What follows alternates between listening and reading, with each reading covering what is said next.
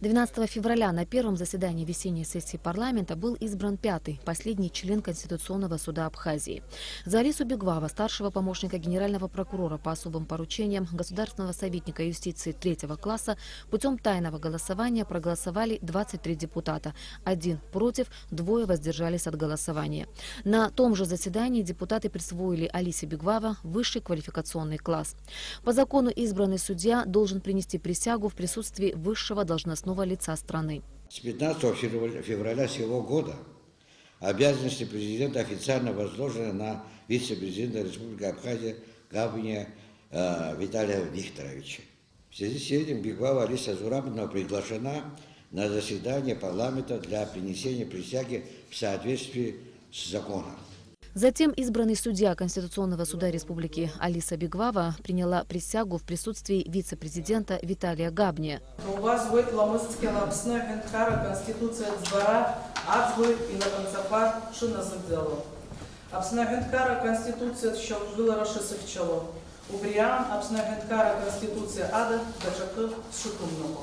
Конституционный суд относится к судебной ветви государственной власти. Это орган конституционного контроля. В его компетенции оценка соответствия правовых норм Конституции. Конституционный суд, в отличие от всех прочих судов, вправе отменить закон или иной нормативный правовой акт в случае признания его неконституционным. Ранее парламент страны утвердил в должности судей Конституционного суда Абхазии Людмилу Ходжишвили, Рауля Пантия, Диану Пилия и Нурия Тания. Судьи Конституционного суда утверждаются парламентом по представлению президента сроком на 15 лет. Уровень нашей политической культуры таков, что при каждом референдуме, в особенности связанной с выборным голосованием, ситуация, способная выйти из-под контроля и привести к смуте, дестабилизировав государство и социум.